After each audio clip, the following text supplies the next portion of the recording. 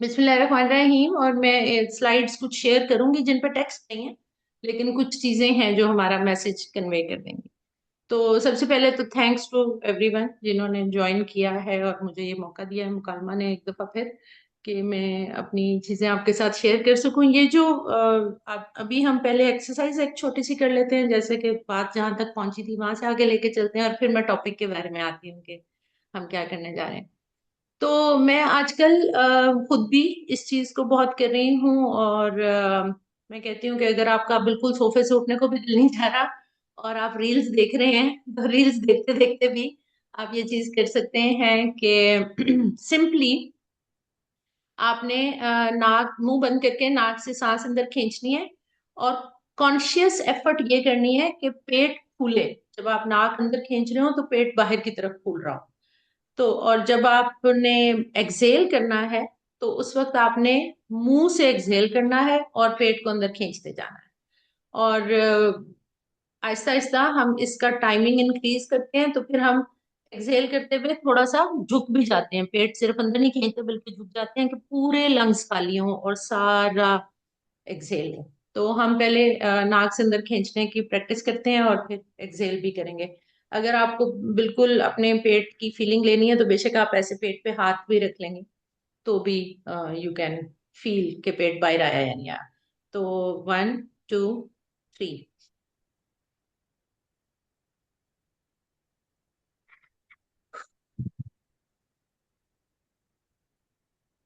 We will do it 3 times.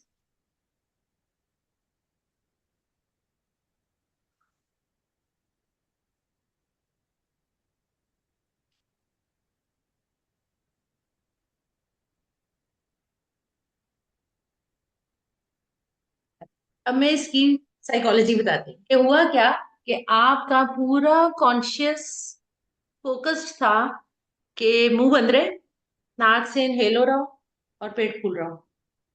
तो brain ने बाकी सारी सोचों को एक तरफ किया और इन 3 बातों पे गौर किया।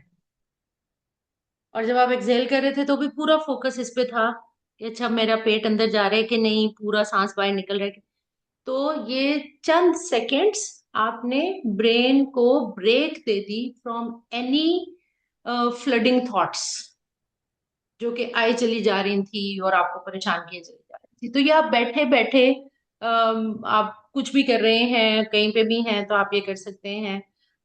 खड़े होके करें तो और भी हम कहते हैं ज्यादा इफेक्टिव है। और इस तरह की हम डीप ब्रीदिंग एक्सरसाइजेस करते हैं, मुख्तलिफ तरह की करते हैं। तो अब हम आते हैं जी आज के टॉपिक पे। और मैं टॉपिक पे आने से पहले भी, या मैं अपनी कोई भी ऐसी एक्टिविटी शुरू कराने से पहले भी इस तरह की कुछ एक्सरसाइज इसलिए करवाया करती हूँ कि हम मोमेंट में आ जाएं और उस जगह पे आ जाएं। इसको हम माइंडफुलनेस की एक्सरसाइज कहते हैं बेसिकली, कि आप बाकी सारी बातों से बाहर निकल के हमारे साथ इस लम्हे में आ जाएं। अब मैं कोशिश कर रही हूँ कि मैं कर सकूं, शेयर कर सकूं screen. Late me try. Okay, share. तो आई होप कि आपको मेरी स्क्रीन नजर आ रही है, राइट? जी जी, आपकी नजर आ रहा है। Okay, okay fine. तो आज का टॉपिक जो है, ये मैं पिछले कोई 3 एक महीने से डिफरेंट यूनिवर्सिटीज पे जा रही हूँ और मैं ये वर्कशॉप करा रही हूँ। तो वर्कशॉप तो कोई 3 4 घंटे की होती है, तो मैं उसको इकट्ठा करके अपने 30 मिनट्स और सो, शुमाइला, है ना? यस, आपके पास नहीं, 30 मिनट हाँ, है। तो 8 बजे ठीक है। तक आप जो है वो कर लें, और फिर हम। लेकिन मैं इसको उस 30 मिनट्स में भी मैं कोशिश करूंगी कि हम इसको मुकालमे की शक्ल में ही रखें। यस। अब एक वन वे कम्युनिकेशन नहीं होगी। यस। तो let's let's begin with this, कि हाउ वाज योर चाइल्डहुड। और जब मैं चाइल्डहुड कह रही हूँ तो हम 3 चीजों को फोकस कर रहे हैं और हम अपनी मेमोरीज लेके आएंगे, सब अपनी अपनी शेयर कर सकते हैं। कि when ever somebody asks you how was your childhood, तो आपको अपने घर से क्या यादें आती हैं, स्कूल लिंग अगर किसी तरह की थी तो क्या यादें आती हैं, और नेबरहुड की क्या यादें आती हैं। तो 1 2 जुमलों में अगर आपसे पूछा जाए कि हाउ वाज योर चाइल्डहुड। तो आप फौरी तौर पे क्या शेयर करेंगे, क्या बताना चाहेंगे? Any one can begin. Uh, अच्छा, मैं अगर आप मुझसे पूछें तो मेरे चाइल्डहुड में ना हम जॉइंट सिस्टम था। मेरी फुफ्फोस ठीक है। और मेरे चाचूस और मेरे दादा दादी ना, तो उनमें से ठीक है। मेजोरिटी जो है ना बहुत यंग एज में चले गए हैं। तो मेरी चाइल्डहुड मेमोरीज में उन सबका जो है ना, जो मैंने उनके साथ टाइम स्पेंड किया है, मुझे सबसे वही, मतलब आज भी मैं उसी दौर में वापस जाना चाहती हूँ। और वही मेरा जो है ना सबसे, ठीक। आप कह लें जिंदगी का वो एक खुशगवार जो लम्हात है ना, वो है। ठीक है। मैं अच्छा जी, एनीवन एनीवन एल्स जी प्लीज। मुझे जो बहुत खुशगवार याद जो लगती है कि हम जब छोटे थे तो हम रोज पार्क जाते थे। भाई या मामा हमें लेके जाती थी और हम रोज खेलते थे। और जब तक थक नहीं जाते थे तब तक वो हमें वापस नहीं लेके आती थी, तो वो मुझे बहुत याद आता है। Excellent excellent, thank you. Anyone else? Thank you. कोई कोई फौरी तौर पे याद आती है, अच्छी हो, पॉजिटिव हो, नेगेटिव हो, कोई चीज फौरी तौर पे आती हो, जैसे ही आपके चाइल्डहुड का जिक्र किया जाता हो? मैं साथ साथ अपनी कहानी सुनाने का मुझे बड़ा शौक है, और मेरे जब भी सेशन होते हैं तो उसमें साथ साथ मेरी कहानी साथ चलती है। क्योंकि मुझे आज एक स्टूडेंट भी मिलने आई थी, तो वो कह रही थी कि मैडम आपने ये सब कुछ जो पढ़ा है और ये किया, ये क्यों किया है? तो मैंने उसको कहा कि this is for myself as well, क्योंकि मैं इसमें पली बड़ी हूँ और मैं इसमें बड़ी हुई हूँ। तो जब मुझे पूछा जाता है या मैं बात करूं, तो चाइल्डहुड मेमोरी मेरी इनिशियल ये है कि I was very happy in my self. मुझे लगता था मैं दो भाइयों की छोटी बहन हूँ, बड़ी लाडली हूँ, और सब मुझे बड़ा प्यार करते हैं, और सारों के साथ मेरा बड़ा एक पॉजिटिव सा मुझे मेमोरीज हैं। लेकिन when I could not go to school for a certain period of time being sick, तो वहां से मेरी कुछ नेगेटिव मेमोरीज शुरू होती हैं कि लोग मुझे किस तरह देख रहे थे। हालांकि मेरी बीमारी में मेरा कोई कसूर नहीं था, लेकिन आहिस्ता आहिस्ता मुझे अपने अपने बारे में कुछ नेगेटिव इमेज बिल्ड होना शुरू हुआ। फिर मुझे एक सर्टेन टाइम पे, और ये स्कूलिंग में पर्टिकुलरली बताया गया कि मैं डार्क स्किन हूँ, और डार्क स्किन जो होती है वो खूबसूरत नहीं होती है। हालांकि मेरी जो अर्ली चाइल्डहुड की मेमोरीज है उसमें तो मैं अपने आप को बहुत प्यारा तस्वीर कर रही थी। अच्छा, फिर मुझे ऐसे ऐसे ये भी बताया गया कि मैं पोजीशन होल्डर नहीं हूँ। तो मेरी चाइल्डहुड की मेमोरीज बड़ी पॉजिटिव होते होते एक और तरह की मेमोरी डेवलप होना शुरू हो जाती है। तो अब मैं दूसरा क्वेश्चन आपसे कर रही हूँ कि किसी भी तरह का चाइल्डहुड था, चाइल्डहुड में या एडोलेसेंस में, हम थोड़ा सा और आगे बढ़ते हैं, तो what motivated you the most? कुछ करने के लिए, पढ़ने के लिए, या किसी भी चीज के लिए आपको सबसे ज्यादा क्या चीज मोटिवेट करती थी? Anybody can share. अच्छा, मैं मैं आई क्योंकि जी जी जी जी प्लीज, जरूर, जी एहसान जरूर। प्लीज। जी जी। अच्छा मैम, मुझे जो ज़्यादा मोटिवेशन दी है वो क्रिटिसिज्म और अ, जो भी मतलब मेरे बारे में नेगेटिव कमेंट्स थे उसने मुझे ज़्यादा मोटिवेट किया आगे बढ़ने में। ने मुझे पुश किया, ठीक है। वेरी गुड जी जी। जी। जी शुमाइला। थैंक यू सान। अच्छा, मुझे जो है ना मतलब कि बहुत ज्यादा अपॉर्चुनिटीज नहीं मिली थी। लाइक स्कूल बहुत अच्छा नहीं था, तो मुझे वैसे मैं मतलब आप कह रहे हैं कि जहानत के हिसाब से कोई मसला नहीं था, लेकिन मसला जो था ना कि इन्वायरमेंट भी वैसा नहीं था और बहुत सारा। लेकिन मेरी कुछ दोस्त ऐसी बन गई थी जो अच्छे इदारों से पढ़ के आई हुई थी, तो जब मैं उनको देखती थी ना, उनको आ रहा है, मुझे क्यों नहीं आ रहा। तो फिर मैं, वो मुझे मोटिवेट किया उन चीज़ों ने कि मैंने उनके साथ बैठ के चीज़ों को लर्न करना शुरू किया। और यहीं से मतलब मेरी स्टोरी शुरू होती है कि फिर मैंने पढ़ना शुरू किया असल वाला। Very good. आप में से कोई भी ऐसा शख्स है जो पोजीशन होल्डर रहा हो, जिसने किसी स्टेज पे जिंदगी के पोजीशन लिए हो?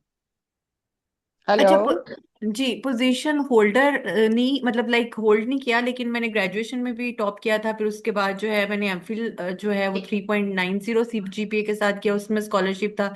पीएचडी जो है वो 3.94 सीजीपीए के साथ थी, तो वो भी आई वाज द ठीक। First one in my session.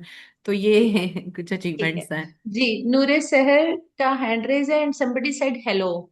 Ji, I said hello. I am जी नवीन जी बुशरा। जी। जी Bushra. Okay, yes, I have been a position holder throughout. Okay. Oh तो लवली। आपका जी पहला सवाल था आपका कि मोटिवेशन कहाँ से आती थी। मोटिवेशन क्या थी? हाँ।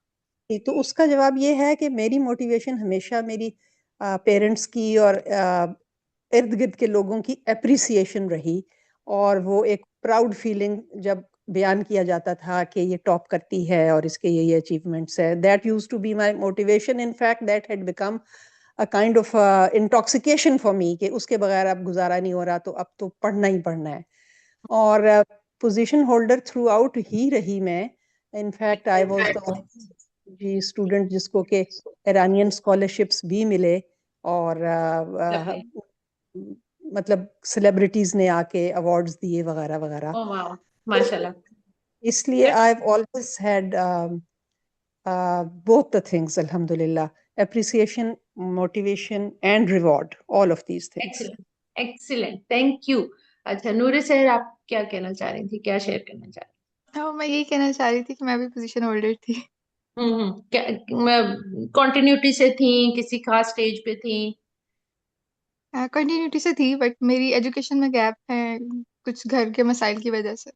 ओके। लेकिन मैं जब पढ़ रही होती थी तो मैं अच्छा परफॉर्म करती थी। What motivated you? आप क्यों इतना अच्छा पढ़ी थी कि आप पोजीशन होल्डर थी?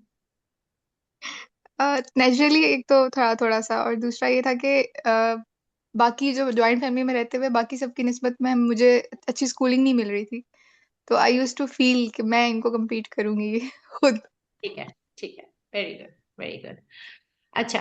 अब मैं थोड़ा सा ट्विस्ट दूंगी कहानी को, और थोड़ी देर में बात करूंगी और फिर मैं वापस आप लोगों के पास आऊंगी कि ये जो फिलॉसफी है, या ये जो मेरी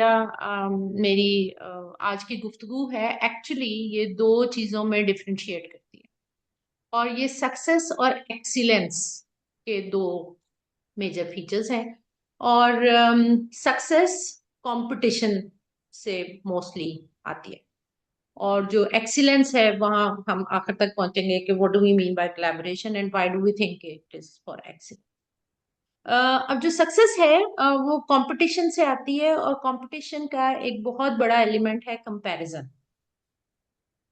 when you were sharing your stories, तो आप अपनी अपनी इस छोटी छोटी स्टोरी पे दोबारा रिफ्लेक्ट कर सकते हैं कि एक्चुअली हो क्या रहा है कि I'm not just growing up alone. I'm growing up among the people around me. वो मेरे cousins भी हो सकते हैं, और वो मेरे क्लास फेलोज भी हो सकते हैं, और वो मेरे फ्रेंड्स एंड फैमिली कोई भी हो सकता है। तो मैं खुद या कोई और मुझे उनके साथ इन कंपैरिजन खड़ा करते थे। वो मैं खुद को भी कर सकती हूँ, जैसे एक दो लोगों ने कहा कि मेरे आसपास के लोगों के पास ये था और मेरे पास नहीं था, तो मे बी मैं खुद अपने आप को लोगों से कंपैरिजन में डाल रही हूँ, या कोई टीचर या पेरेंट्स या कोई और शख्स मुझे कंपैरिजन में खड़ा कर देता है बाकी लोगों के। जब मैं कंपैरिजन में खड़ी होती हूँ, तो then I strive to compete कि अच्छा, अगर अब मैं इनसे कंपैरिजन में हूं तो मैंने अपने आप को एक्सेल करके दिखाना है, और मैंने आगे बढ़ के दिखाना है। जब मैं कंपैरिजन से कंपटीशन की तरफ जाती हूँ, तो होता क्या है कि मैं तेज दौड़ना शुरू करती हूँ, ज्यादा मेहनत करनी शुरू करती हूँ, बड़ी स्ट्रगल करनी शुरू करती हूँ, और उस स्ट्रगल में अनकॉन्शियसली या कॉन्शियसली भी मुमकिन है कि मैं लोगों को पीछे छोड़ने की कोशिश में चली जाऊं, क्योंकि compete करना है ना। तो मुझे compete करने की साइकी ये है, ह्यूमन साइकी ये है कि मुझे compete करना है, इसका मतलब है कि मुझे बाकी लोगों से आगे निकलना है, और मुझे या ऊपर जाना है या तेज जाना है। तो कंपटीशन आपको क्या देगा? कंपटीशन आपको जितना मोटिवेशन देगा, उसमें at the end of the day, in one way or the other, you will see your success. कि अच्छा, मैंने स्कूल में नहीं कर पाई तो मैंने यूनिवर्सिटी में कर लिया, यूनिवर्सिटी में नहीं कर पाई तो मैंने वर्क प्लेस पे आके कर लिया, बट आई सक्सीडेड। और मुझे जो मोटिवेशन था वो मुझे इस कंपैरिजन से मिला, और मैं आगे बढ़ती चली। अब जब हम इस तरह से आगे बढ़ रहे होते हैं, तो कुछ लोग जो सक्सेसफुल हो रहे हैं उनका सेल्फ इमेज क्या डेवलप हो रहा है, और जो सक्सेसफुल नहीं हो पा रहे हैं। मैं जब भी सक्सेसफुल हूं इस सिनेरियो में या इस सिनेरियो में, तो कोई ना कोई पीछे रहेगा, क्योंकि मैं पोजीशन पे आ गया, फर्स्ट सेकंड थर्ड आ गया, तो बाकी लोगों में से कुछ ना कुछ लोग पीछे रह जाएंगे। तो लिटरेचर हमें ये बताता है कि ये जो सक्सेस की स्टोरी है, इसमें किसी का सेल्फ इमेज ऐसे बन जाएगा और किसी का सेल्फ इमेज ऐसे बन जाएगा। हैं दोनों बराबर इंसान, यानी वो भी इंसान ही पैदा हुआ, वो भी इंसान ही पैदा हुआ, उसके पास भी इंटेलेक्ट था, उसके पास भी इंटेलेक्ट था, इस तरह का था या इस तरह का था, किसी भी तरह का था। लेकिन एक क्योंकि सक्सेसफुल हो गया या कंपटीशन में बहुत आगे निकल गया, तो उसने अपने इमेज को ऐसे देखना शुरू किया कि आई एम नाउ बिगर। और दूसरा क्योंकि सक्सेसफुल नहीं हो सका, तो बेशक उसमें भी सलाहियतें वही वाली थी, लेकिन उसने अपने आप को छोटा देखना शुरू। तो उसका सेल्फ इमेज डेवलप होता है within this comparison and competition. अब मैं यहाँ रुकती हूँ। Anyone wants to reflect upon this point कि आपके साथ कभी जिंदगी में ऐसे हुआ कि आपको लगा कि मैं सुपीरियोरिटी कॉम्प्लेक्स में चला गया हूँ या मैं इंफीरियोरिटी कॉम्प्लेक्स में चला गया। ये बेसिकली दोनों का एक पिक्चर वर्जन है। एक है सुपीरियोरिटी कॉम्प्लेक्स क्योंकि मैं सक्सेस लिए जा रहा हूँ, और एक है इंफीरियोरिटी कॉम्प्लेक्स कि क्योंकि मैं बहुत स्ट्राइव भी कर रहा हूँ और सक्सेस नहीं ले पा रहा, तो मैंने अपना सेल्फ इमेज छोटा कर लिया कि अच्छा मैं कर ही नहीं सकता, शायद मैं इतना ही कर सकता हूँ। सर इंफीरियोरिटी कॉम्प्लेक्स मैंने फेस हुआ। किया है काफी। या तो क्या क्या फीलिंग बयान कर सकती हैं आप वर्ड्स में? वो फीलिंग बयान कर सकती हैं थोड़ी सी? बेबसी कह लें, बेबसी महसूस ओके। हुई बहुत ज्यादा। ओके। और जहां पे भी मैंने देखा लोगों के पास अपॉर्चुनिटीज थी, वहां मैंने खुद ही से कंसीव करना स्टार्ट कर दिया ये आइडिया कि because they have opportunities they are superior. So that was something I have faced. तो इमेज, अपना अपना सेल्फ इमेज जो था वो थोड़ा सा वीकन हो रहा था कि मैं नहीं वहां पहुंच पा रही। Okay. Any any anybody else? Superiority complex में कोई क्या कोई शेयर करना चाहेगा कि हाँ at one point of life मुझे लगने लगा कि ओ मैं तो सुपरस्टार। ऐसी कोई फीलिंग कभी जिंदगी में आई? बेशक आप उसके बाद उससे बाहर आ गए हो, but if you want to share with the group. Actually नहीं हुआ ऐसा। ओके। ओके। इनफैक्ट ये था कि समहाउ जो भी सक्सेस मिलती थी, एकेडमिक हो या दूसरी किसी एक्टिविटी में हो, हम्म। तो उसको एक शायद इंसान फॉर ग्रांटेड लेने लग पड़ता है कि ये तो होना ही था। ओके। और it didn't come to me as a surprise और समथिंग जिसके लिए बड़ी ओके। मुश्किल ठीक उठाई हो। इसलिए समहाउ किसी किस्म का कभी भी सुपीरियोरिटी कॉम्प्लेक्स नहीं हुआ। और एक आध दो दफा सेटबैक्स भी मिले, ऐसा नहीं है कि है। ओके। जिंदगी में ओके। हमेशा ओके। सक्सेस ही मिली हो।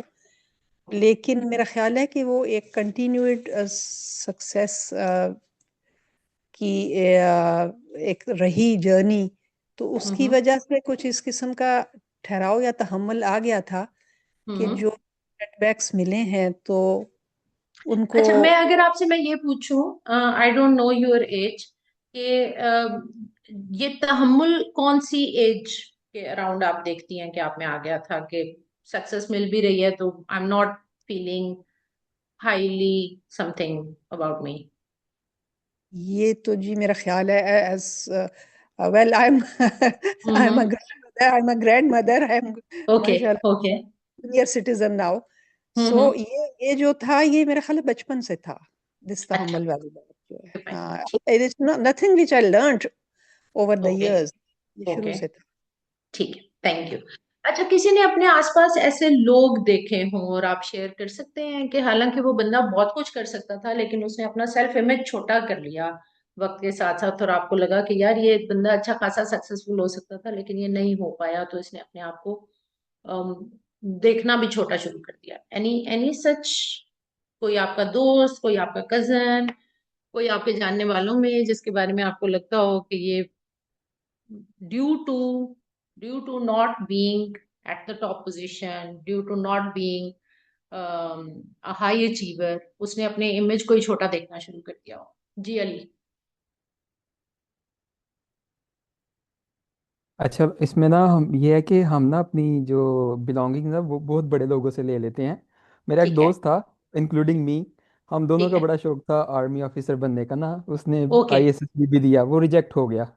Okay. So I was also in depression, but then I moved forward with my life. But he totally lose hope, and now he's working as a mechanic in some shop. So उसने ठीक है। वो जो M था जो set किया था तो वो अचीव नहीं कर सका, और फिर वो जिंदगी हार गया। वो कहता है कि अब कुछ भी नहीं है आगे, तो सब कुछ खत्म हो गया। तो वो मेरे एग्जाम्पल है एक, तो उसने फिर छोड़ दिया जहन सब में कुछ आता है, इसे। हाँ, याद या आता है मुझे फौरन ऐसी बात से। Okay, thank you Ali, thank you. Noor. I also want to किसी और का हैंड रेस है तो होती। ओके। समीना अमान, मैडम क्या ये आप हैं? जी मैं अस्सलाम वालेकुम अफशन जी। मैंने सोचा कि मैं चुप करके सुनूं, इतने दिन हो गए आपको नहीं सुना। Thank you. और थैंक थोड़ा यू। थोड़ा सुनती हूँ और पूरा सुनना चाहती थी, लेकिन अब थैंक यू। आपने इस तरह की चीजें, और plus another senior citizen is there, so I dare to say a few things जरूर कि मैम, जरूर। मैंने अपने आप से ये दोनों सवाल किए जो आपने किए थे। हम्म। मुझे लगा कि शायद फिर ये कुछ हमारी नस्ल के लोगों में था कि हम कहीं पर सक्सेस के लिए और एक्सीलेंस के लिए नहीं कुछ कर रहे थे, बल्कि जब हम स्कूल्स में थे, जैसे मैंने कहा कि किताब बहुत मुश्किल थी, ठीक किताब है। आपको कहीं नहीं मिलती थी, तो किताब के लिए पढ़ने की कोशिश करते थे कि टीचर जब खुश होगी तो वो मुझे लाइब्रेरी की एक्सेस देगी। ओके। टाउन्स की मैं बात कर रही हूँ। ओके। दूसरा मुझे ओके। लगता है कि वो सक्सेस जो है ना, वो है कि शायद हमारे जैसे लोगों के लिए मैचिंग द स्टैंडर्ड्स था कि जी ठीक है। आप अगर मसलन मुझे बहुत अच्छा खाना नहीं बनाना आता था, मेरी क्लास हाँ जी। में सब जी। बच्चियां इस तरह की जब चीजें बताती थी तो मुझे लगता था मैं क्या अच्छा कर सकती हूँ कि मैं क्लास में बहुत ही अच्छी ठीक तरह है। मतलब जिसको कहते हैं, तो मुझे सक्सेस से ज्यादा लगता था कि जो आसपास लोग हैं ना, मुझे उनके जैसा बनना है। ओके। ओके। तो बस मैं वाह चाहती हूँ आप वाह वाह बोले, वरना मैं तो बहुत वाह लंबा वाह वाह। बोलना शुरू हो थैंक यू जाता मैम, हूँ। Thank you okay ma'am. Okay. Thank you, thank you. जी किंजल। अच्छा, ये जो आपका लास्ट वाला था ना कि आपने ऐसे लोग देखे, तो अ, मेरी एक फ्रेंड है, ठीक है, तो हम सब यूनिवर्सिटी से जब फारिग तहसील हुए तो हम सब ने जॉब शुरू कर दी। हमें सरकारी नौकरी मिली नहीं मिली, हमने शुरू कर दिया काम ना। ठीक है। उसकी शादी ड्यूरिंग मास्टर्स हो गई, तो ओके। उसके पास ना ज़ाहिर है होती हैं कुछ वो लिमिटेशंस, तो उसके पास सिर्फ गवर्नमेंट जॉब का ऑप्शन था कि that's what she can do ना। और पाकिस्तान में if you want to go for a government job तो it takes like 3 to 4 years minimum. तो रिसेंटली मेरी उससे बात हुई थी, तो वो कहते हैं यार ज़िंदगी 5 साल ज़ाया कर दिए नौकरी नहीं ये मिली नौकरी है नहीं ना। मिल सका। तो मैंने, अच्छा। और इस तरह की बातें ना मैंने उसके मुंह से बहुत सुनी, और फिर मुझे रियलाइज हुआ कि it's not her, it's about the people who are around her, जो उसको उन्होंने रियलाइज उसका सेल्फ कराते हैं। इमेज रिड्यूस कर उन्होंने दिया। उसका सेल्फ इमेज रिड्यूस कर दिया। और this is one example, there are other things too. हालांकि मुझे याद है कि जब हम यूनिवर्सिटी में थे, she was very competent, she was very sharp, she was topper in her, जो बैचलर्स के पहले जो आपका एफएससी होता है। तो it's about people as well कि they question you so much, आपके उठने बैठने बात करने पे, आपकी चॉइसेस पे, आपके करियर चॉइसेस पे, आपकी रंगत पे। हम्म। तो वो हम्म। आप इंसान को सेल्फ डाउट पे चला जाता है। तो ठीक है। ये बहुत अजीब थैंक सा यू, एक्सपीरियंस है। Thank you, thank you, thank you जी। नूरे सहर, आपने, थैंक यू, आपने वॉलंटियर किया कि पहले बाकी लोग बात कर लें। जी नूर। वेलकम। मैंने अपने बहन बहन भाइयों में देखा है, स्पेशली माय 2 सिस्टर्स, कंपैरिजन की वजह से बहुत ज्यादा they have lowered their self image. Hmm. अच्छा जी, अब हम वापस आते हैं और हम पहुंचते हैं, फिर एक नजर इस चीज को देखते हैं।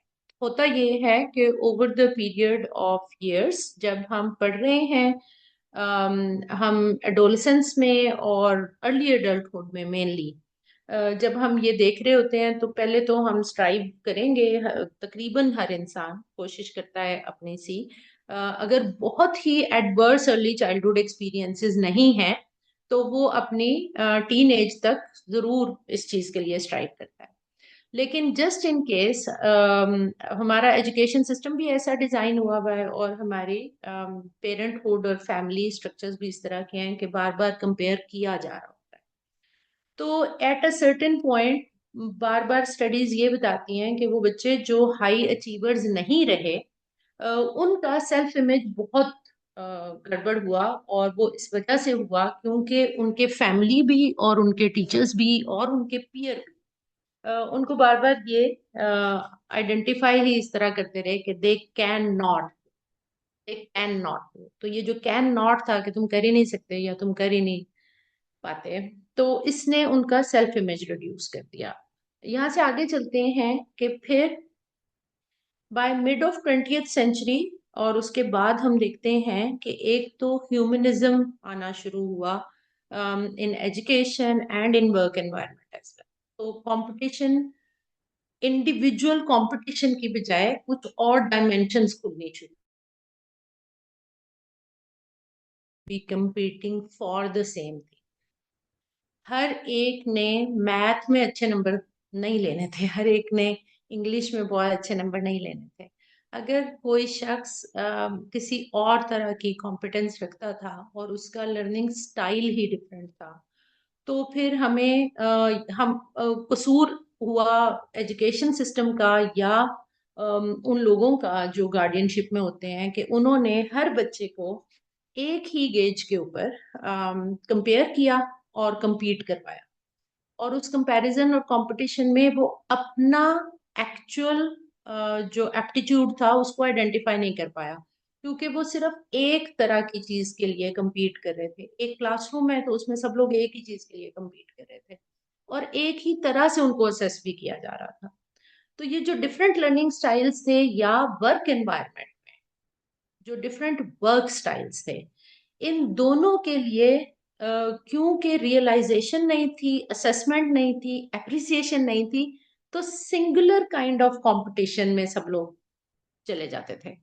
और ये बहुत देर तक रहा। जैसे कि मैंने कहा कि मिड 20th सेंचुरी तक हम देखते हैं कि कंपटीशन और ये चीजें ऐसे ही रही हैं।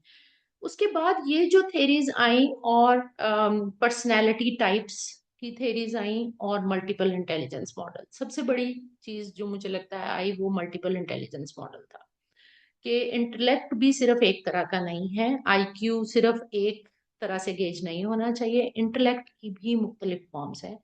और इसमें मल्टीपल इंटेलिजेंस मॉडल है जिसमें हो सकता है कि ये जो 8 आइडेंटिफाई हुई इसमें से कोई 2 या 3 या 1 या 4 डोमिनेंट हो और उसकी बेस पर आपका लर्निंग स्टाइल या वर्क स्टाइल डिफाइन हो सकता हो। क्योंकि वो आइडेंटिफाई हमने अपने अंदर नहीं की, तो हमने अपने आप को सिर्फ आसपास के लोगों से कंपेयर किया, हमने अपने अंदर आइडेंटिफाई हम नहीं कर पाए।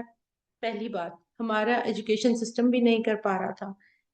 इन any case we competed and we struggled और हम किसी ना किसी जगह पे किसी ना किसी पॉइंट पे पहुंचे। कुछ लोग नहीं पहुंच पाए, जैसे कि अभी आपने स्टोरी शेयर।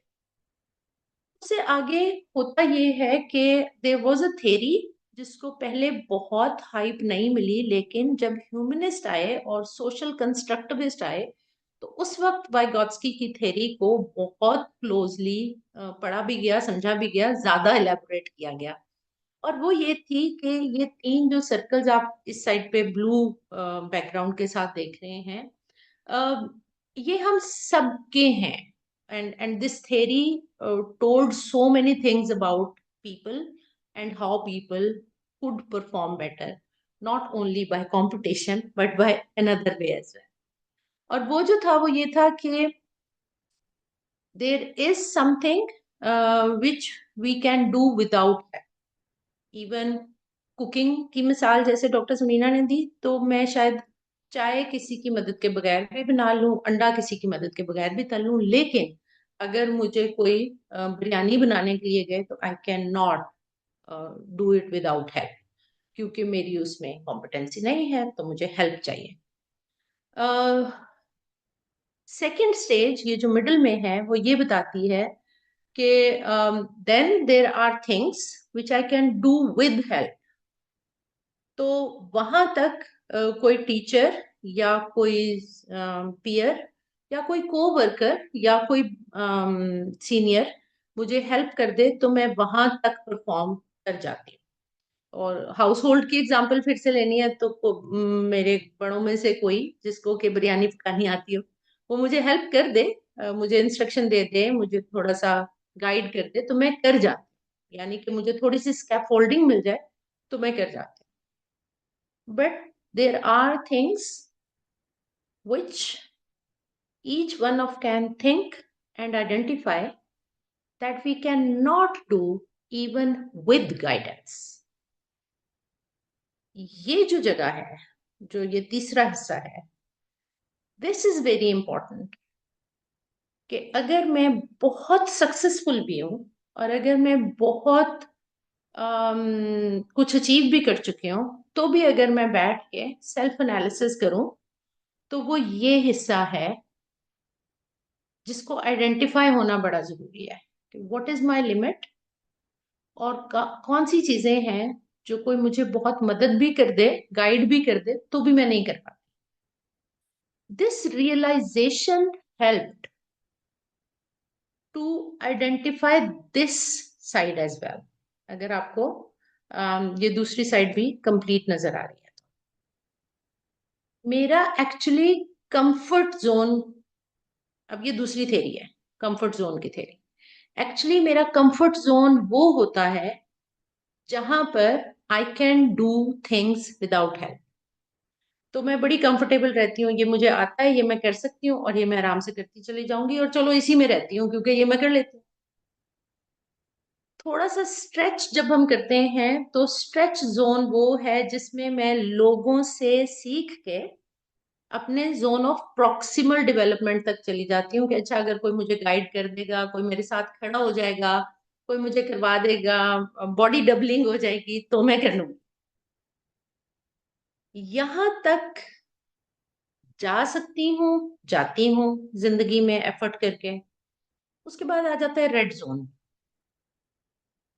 क्योंकि मैं वो कर ही नहीं सकती, मैं वो मदद से भी नहीं कर सकती। तो जब मुझे उसमें फेंका जाता है तो मेरा स्ट्रेस लेवल बढ़ना शुरू हो जाता है। Then I cannot perform better, बल्कि मेरी परफॉर्मेंस नीचे आनी शुरू हो जाती है। क्यों? क्योंकि मुझे उस जगह ला खड़ा किया गया जहां पर आई cannot do even with guidance. तो इन दो थेरीज को जब हम इकट्ठे समझते हैं तो पता ये चलता है कि each one of us has these zones. और वो जो हमारे साथी जो कहीं पीछे रह गए या जो नहीं कर पाए वो भी कहीं अपने proximal zone of proximal development में आ सकते थे अगर उनको स्कैफोल्डिंग मिलती, अगर उनके साथ कोई हैंड होल्डिंग करता तो वो थोड़ा सा और आगे आ सकते थे। अब इंटरेस्टिंग बात यह है कि वो मेरे पास अभी वो वाली डायग्राम नहीं है, मैं इसको मल्टीपल डायग्राम्स बना के इकट्ठा किया करती हूँ and then we go into collaboration. कि ये जो ग्रे एरिया है जिसमें I cannot do anything even with guidance, ये सबका डिफरेंट है। और interestingly what they can do independently, ये भी सबका डिफरेंट है। तो ये जो दोनों चीजें हमारे सामने आती हैं ये एक्चुअली हमें ये बताती हैं कि अच्छा मेरे आसपास हमेशा से वो लोग मौजूद थे who had different kind of intellect, who had different kind of proximal development zone, who had different kind of personalities, जिनसे मैं जुड़ी नहीं हूँ। इस वजह से मैं इस एक खास हद पे रुक गई हूँ। Even if I feel successful तो वो सक्सेस मेरी लिमिट बन गई है। और यहाँ पर मैं थोड़ा सा तज़किरा जरूर करना चाहूंगी कि मैं उनसे क्यों नहीं जुड़ी। अगर वो मेरे आसपास थे, अगर वो मेरे आसपास मौजूद थे तो मैं क्लासरूम में उनसे क्यों नहीं जुड़ी, मैं अपने नेबरहुड में उन लोगों के साथ क्यों नहीं अटैच हो पाई, या मैं अपने वर्क एनवायरनमेंट में उन लोगों के साथ क्यों नहीं अटैच हो पाई। तो मुझे एक कोर्स करने का मौका मिला, आउटस्मार्टिंग इम्प्लिसिट बाइसेस। उसने मेरे ऊपर बहुत सारी रियलाइजेशंस को ओपन अप किया अपने बारे में। देयर वर इम्प्लिसिट बाइसेस अब इसकी एग्जाम्पल मैं बिल्कुल वापस क्लासरूम में जाके देती हूँ कि मैं कुछ कर सकती थी, कुछ मैं लोगों की हेल्प के साथ कर लेती थी और मैंने पोजीशन ले ली और मैं फर्स्ट आ गई। लेकिन जब मैं फर्स्ट भी आ गई तो भी there were certain things which I knew that I could not. और एक शख्स या कुछ बच्चे जो कभी पोजीशन नहीं लेते थे, जो हमेशा क्लास में डांट खाते थे, जो जिनकी गलतियां बहुत निकलती थी, उनके एप्टीट्यूड और उनकी कैपेसिटी का तो मुझे इल्म ही नहीं है। मुझे पता ही नहीं है वो क्या कर सकते थे, क्योंकि उनसे सिर्फ वो करवाने की कोशिश की जा रही थी जो हम कर रहे थे। इसमें हुआ ये कि मेरे अंदर भी उन बच्चों के बारे में या अपने उन को वर्कर्स के बारे में या अपने आसपास के लोगों के बारे में एक इम्प्लिसिट बायस जन्म ले चुका था। मैंने जब भी मदद मांगी तो मैंने अपने बराबर जो पोजीशन होल्डर्स खड़े हुए थे उन्हीं से मांगी। मैं कभी सोच ही नहीं सकती कि एज अ पोजीशन होल्डर जब मैं किसी प्रॉब्लम में फंस जाऊं और मुझसे ना हो रहा हो तो मैं जाके किसी बिल्कुल लो अचीवर से पूछूं। क्यों? क्योंकि मेरे इम्प्लिसिट बायस यही बताते हैं कि उसको तो कुछ भी नहीं आता। मुझे ये इल्म ही नहीं है कि मेरा इंटेलेक्ट डिफरेंट है, उसका इंटेलेक्ट डिफरेंट है, आता उसको भी है। मुझे कुछ और आता है, उसको कुछ और आता है, और जो मुझे नहीं आ रहा एक्चुअली वो शायद उसके पास।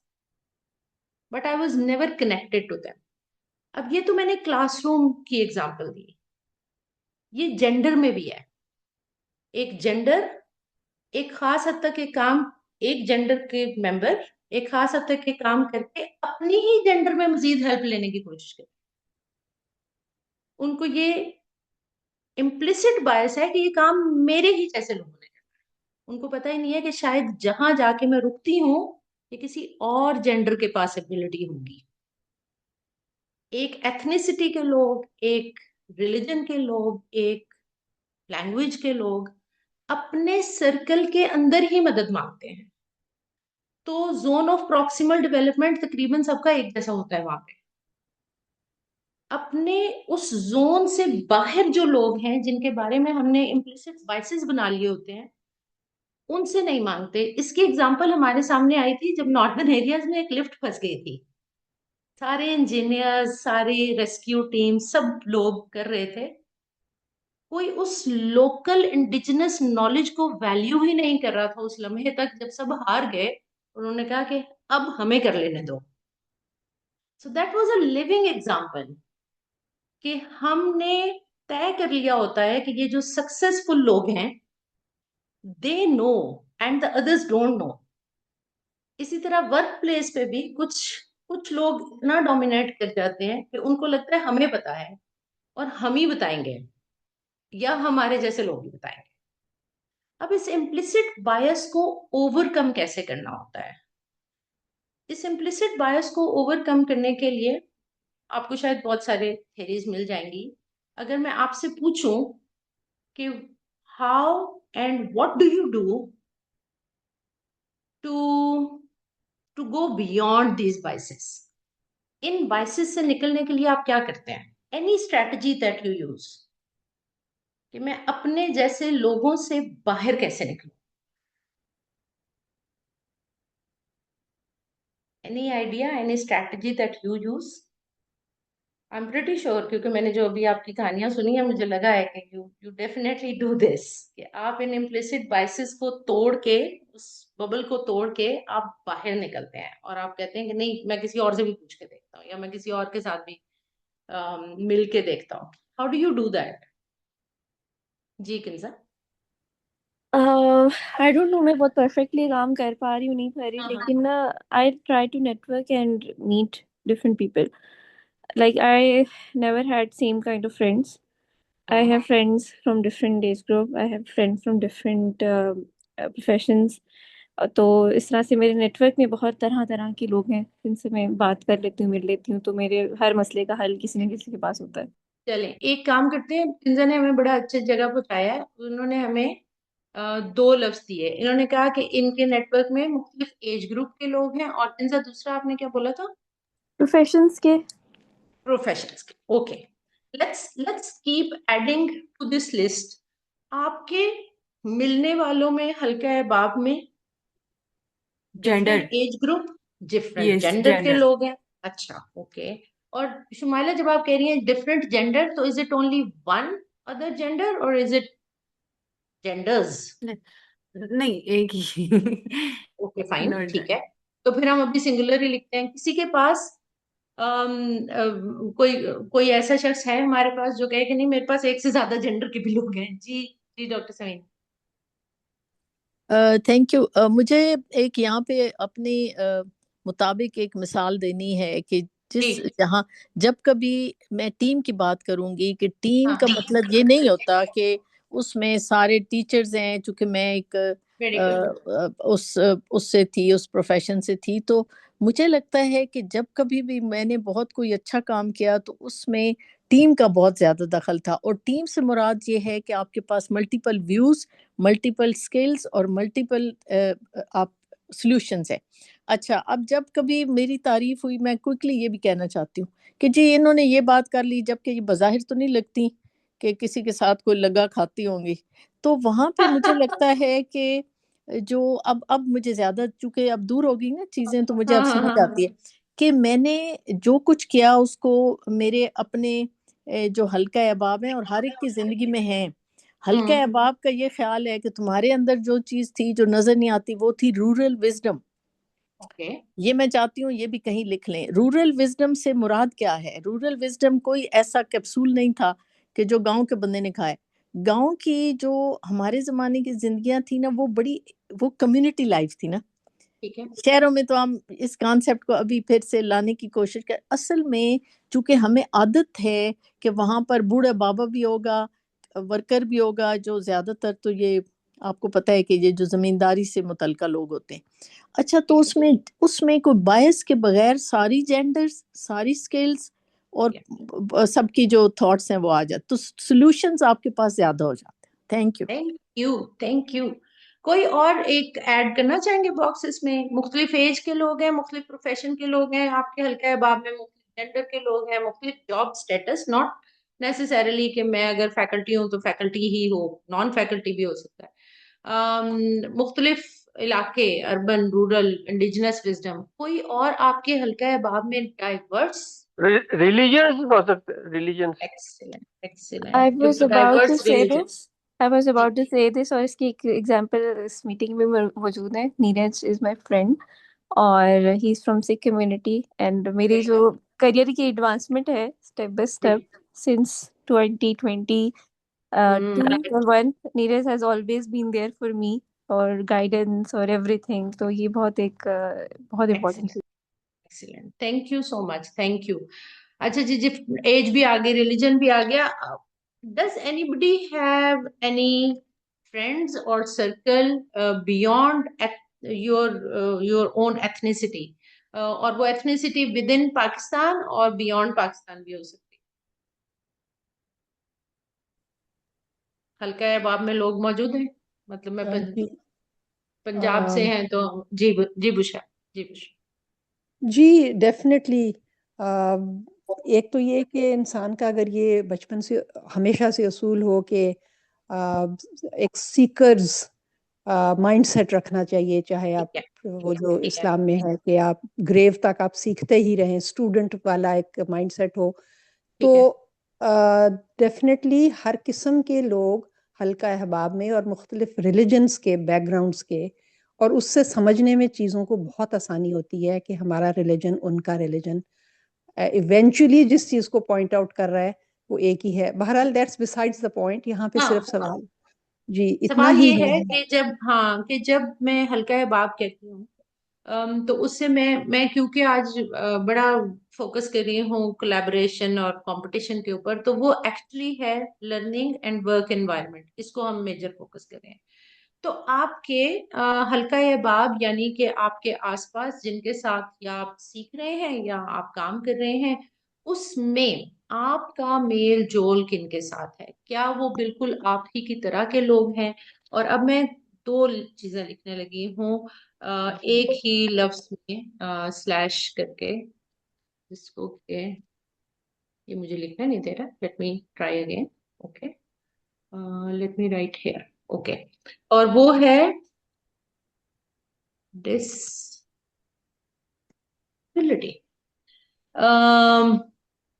कोई ऐसे लोग हमारे हल्का अहबाब में रहें या मौजूद हों जिनको किसी एक तरह की कोई डिसेबिलिटी या स्पेशल नीड है, या हमारे हल्का अहबाब में कोई ऐसे लोग हों जिनकी कोई एक्स्ट्रा ऑर्डिनरी एबिलिटी या कोई फीचर है, तो भी हमें बड़ा एक डाइवर्स ग्रुप मिलता है। अब इस डाइवर्स ग्रुप का के ऊपर बात करते करते मैं थोड़ा सा वापस जाना चाहूंगी कि हम यहाँ पहुंचे कैसे। हम यहाँ पहुंचे ऐसे कि मैं कुछ चीजें कर सकती हूँ, कुछ चीजें मदद से कर सकती हूँ, और कुछ चीजें मैं मदद के बावजूद भी नहीं कर सकती। ये जो मैं मदद के बावजूद भी नहीं कर सकती हूँ, ये मेरे तरह के लोगों में कॉमन है।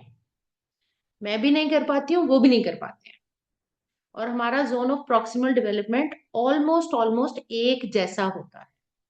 और फिर हम इस स्ट्रेच जोन में भी इकट्ठे ही होते हैं, क्योंकि हम एक दूसरे की जहां तक मदद कर पाते हैं वहां तक कर पाते हैं, वहां तक स्ट्रेच भी करते हैं, टीम भी करते हैं। ये जो रेड जोन है या ये जो ग्रे है इस डायग्राम में, ये इस डाइवर्स ग्रुप के पास है, जिसको मैं कम मिलती हूँ, जिससे मैं कम कनेक्ट करती हूँ। उसका ये ग्रे एरिया मुझसे डिफरेंट है, उसका ये ब्लू एरिया शायद इस तरफ हो, जहां मैं can not do even with help, हो सकता है दे can do that even without help.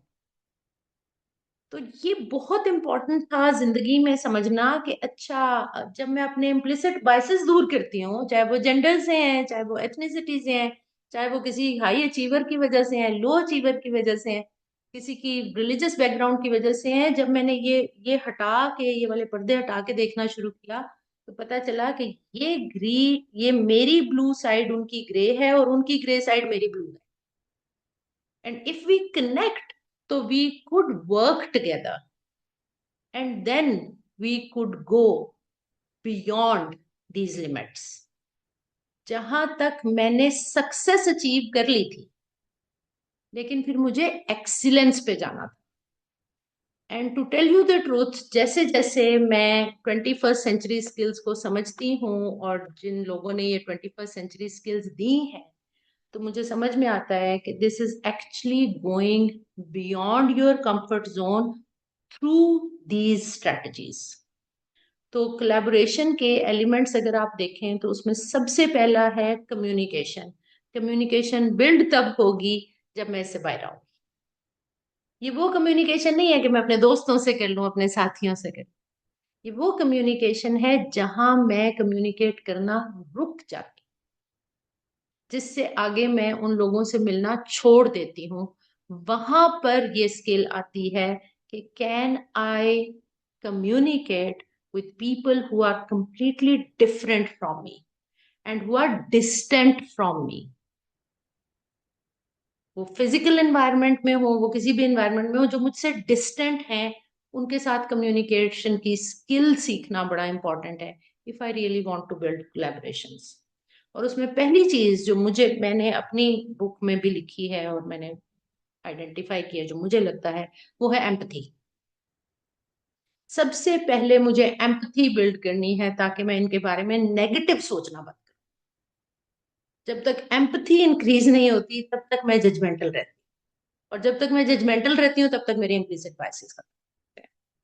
जब एम्पथी बिल्ड हो जाती है तो देन आई रियलाइज कि where do we have common goals, where do we can actually collaborate, then taking the responsibility। जो मैं कर सकती हूँ वो मैं करूं, जो वो कर सकता है वो करे, शेयर्ड रिस्पॉन्सिबिलिटी है। और ये ट्रस्ट हो दोनों को कि मैं अपनी जगह से नहीं भागूंगी और वो अपनी जगह से नहीं भागेगा। तो ये बेसिक एलिमेंट्स लगे मुझे कोलैबोरेशन के, but they are to be built through communication.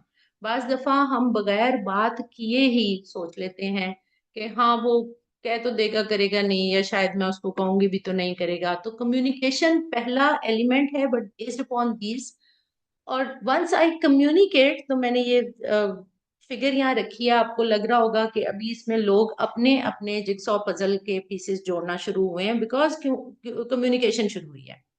लेकिन एज वी गो अहेड, तो ये पजल सॉल्व होना शुरू होती है और कोई इनोवेटिव आइडियाज आने शुरू, जब वो उस कंफर्ट लेवल पे आ जाते हैं, हम भी उस कंफर्ट लेवल पे आ जाते हैं कि we open up. And why do I call it collaboration for excellence? Excellence इसलिए कह रहे हैं कि वो टाइम जो मैंने अकेले बहुत स्ट्रगल करके कोई प्रॉब्लम सॉल्व करनी थी, वो टाइम मेरा उस एफर्ट में कम गया। मुख्तलिफ तरह के लोगों के साथ कोलैबोरेट किया तो मल्टीपल डायमेंशंस डिस्कवर होना शुरू हुई, वो डिटेल्स अपीयर होना शुरू हुई उस प्रॉब्लम की जो मैं अकेले देख ही नहीं पा रही। और फिर वो जो लेफ्ट जोन में आपने देखा टाइम सेव हुआ, वो फिनिशिंग टाइम हम सबके पास बच गया, क्योंकि अगर हम अकेले अकेले कर रहे होते तो वो सारा टाइम मेरा ही लगना। तो वो क्योंकि हम सबके पास वो वक्त बच गया कोलैबोरेशन में, we could finish the product very nicely. And this is what we call excellence. This is not success only, this is excellence in our own professions, this is excellence in our own field of work। and then this, अगर आप देख रहे हो इस picture में, तो फिर ये एक इमेज बिल्ड होता है कि अच्छा हम सब अपने अपने आइडियाज लेके आए थे, ऐसे लग रहा था कि कोई तस्वीर सामने नहीं आ रही, but as we went into details and we kept following it, तो फिर एक इनोवेटिव आइडिया आया और फिर उसने जन्म लिया। आज की जिंदगी में क्यों लगता है मुझे कि कोलैबोरेट करना ज़रूरी भी है और आसान भी है? वो इसलिए लगता है कि मेरे पास कम्युनिकेशन के बहुत सारे सोर्सेज, और अब मैं अपने दफ्तर में बैठ के हिस्ट्री डिपार्टमेंट के साथ भी कोलैबोरेट कर रही हूँ, एनवायरनमेंट साइंसेज से भी कर रही हूँ, किसी और दुनिया में किसी और मुल्क में बैठे हुए किसी डिपार्टमेंट के साथ कोलैबोरेट कर पा रही हूँ। कुछ चीजें जो मैं इसमें जरूर कहती हूँ वो है be your self, be a giver, follow up, listen actively, ask questions, है सारी चीजें एक्चुअली कम्युनिकेशन बिल्ड करने की और collaboration. Thank you. Questions thank you मैं डॉक्टर शाह। हाँ, मैं बस आपको, मैंने, मुझे पता था बस फिनिश कर रही हैं, तो मैंने आपको रिमाइंडर नहीं दिया बिकॉज आई थॉट के बीच में आपने लोगों को एंगेज भी किया हुआ है। तो हम अपन क्वेश्चन आंसर्स की तरफ चलते हैं। किसी का कोई सवाल है या कोई कमेंट है तो प्लीज आप हैंड रेस करें तो हम फिर पूछते हैं।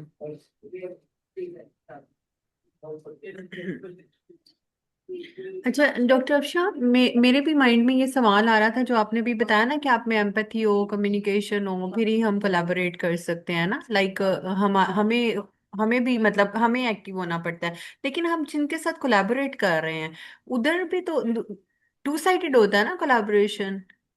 अच्छा, ये अगेन मेरा इम्प्लिसिट बायस है, अच्छा। जो मैं कोलैबोरेशन से पहले ही सोच लेती हूँ कि अगर उसने ना किया तो मैं क्या करूँ, हम्म। अगर उसने ना किया तो मैं फिर कोशिश करूंगी, और अगर उसने ना किया तो मैं किसी और तरीके से कोशिश करूंगी, और अगर उसने ना किया तो जरूर उसके पास कोई रीजन होगा, तो फिर मैं छोड़ दूंगी और मैं उसको आजादी का हक दूंगी कि you have all the freedom of choice, बगैर कोई नेगेटिव थॉट लिए कि क्यों उसने मेरे साथ कोलैबोरेट नहीं, राइट।